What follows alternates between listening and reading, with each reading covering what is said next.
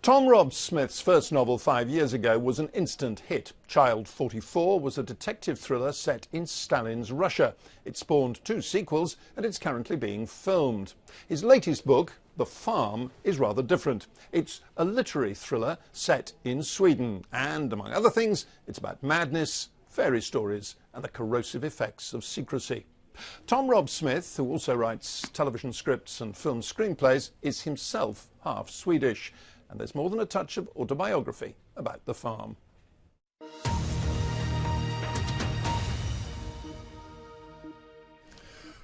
Tom Rob-Smith, let's start with the opening scenario of this book. What's the situation at the beginning?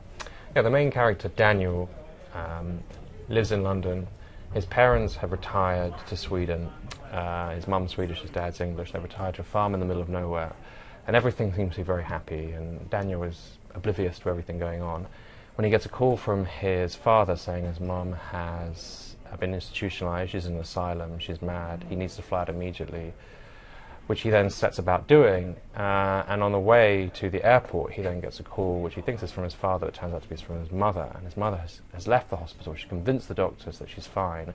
And she tells Daniel that everything his father has told him is a lie, and that she is perfectly sane, and that his father is involved in a criminal conspiracy which involves the community in Sweden. And she comes to London, they go to his apartment, and she tells him this elaborate story. And the question throughout the book is she suffering from paranoid delusions, or is there really a conspiracy? That's exactly it. I mean, who do you believe, your mother or your father? And then, is she right or is she wrong? Is she imagining things, or is there really something terrible at the heart of this?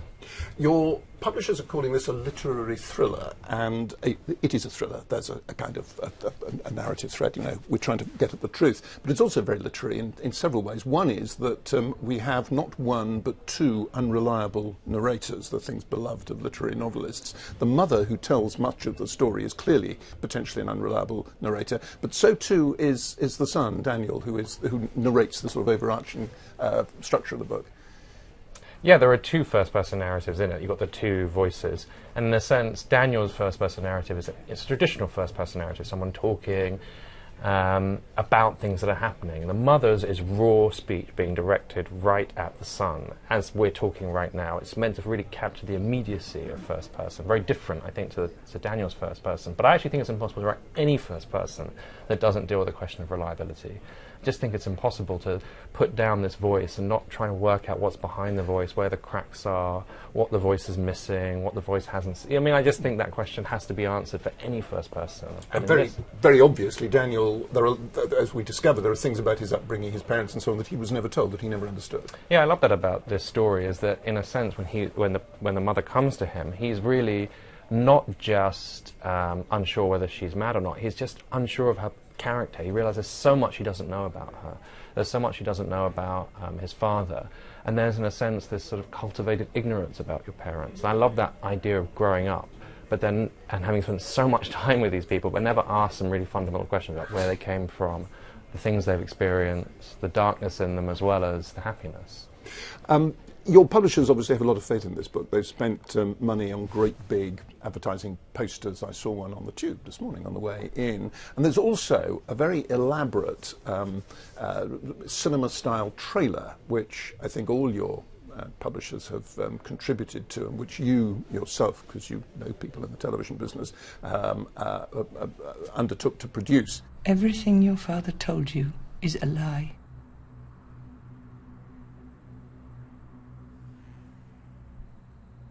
What happened? I must warn you. If you refuse to believe me, I will no longer consider you my son, Mom. Just as I no longer consider that man to be my husband. And one of the things that comes across from the trailer is that this is set in Sweden, and there's a sort of, you could be accused of climbing onto the sort of Swedish noir bandwagon. But in fact, this story has a very real, autobiographical, personal start, doesn't it? Yeah, I mean, the story itself is a fiction. None of these characters are real, but the premise I experienced, which is I was working on my novel Age of the Six when I got a call from my dad, and they had moved to Sweden. They'd been there in the real events. They'd been there for a couple of years, so this really did come out of the blue. And he said that my mum had been institutionalised, I need to fly over. And exactly as I just described, I made preparations to go over when I got a call from my mum saying everything my dad was telling me was a lie. And she flew to London, and I met her at the airport thinking I would know immediately, it would be self-evident that she was ill. And she came out of the doors at the arrivals lounge, and I didn't know. She was this brilliant storyteller. She was very convincing. Nothing she said was implausible. And it was very hard for me to be sure what the truth was. Not everybody would have turned an experience like that into fiction. What do your parents think of the book? Well, they were involved in reading it in the sense they read the first draft, and then they met my publisher and my agent. We had a big kind of conversation about it, and then they were involved in the sort of revising and the final draft. I think the real key was that this is a positive story. This is about optimism and recovery, and this is about I think the message, the takeaway is an uplifting one, and I think that is one that I think they were keen to get across as well. In many ways, that the whole event for me personally brought us much closer. I drifted apart from my mother for lots of different reasons. Your first book, Child 44, which is a thriller set in Stalinist Russia, was then followed up by 2 successive books, and it's being filmed currently, produced by Ridley Scott. It's been filmed, it's now in post-production, it's out later this year. Some of the critics, slightly unkinder critics of your earlier novels, have said that they read more like screenplays than novels. Now, you are, of course, a screenwriter. You wrote television drama, you've written screenplays yourself. This one, it seems to me, it would be very difficult to film. Yeah, I mean, I think that because this book is about storytelling in a way, I mean, this, I tried to think about why I became a writer. I mean, people always think about that question. And I used to love, as a child, hearing people tell me stories. I think, in a sense, that was my first encounter with narrative.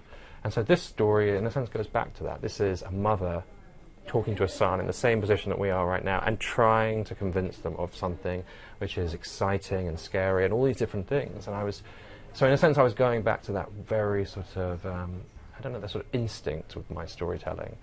And that is harder in cinema, I mean, it's hard to get across narrative storytelling as a sort of verbal thing rather than visual. And also it's harder to bring in the question of reliability. I mean, visual, you tend to trust the image. What are you playing? You're showing the audience something that isn't real. It's a very hard game to play.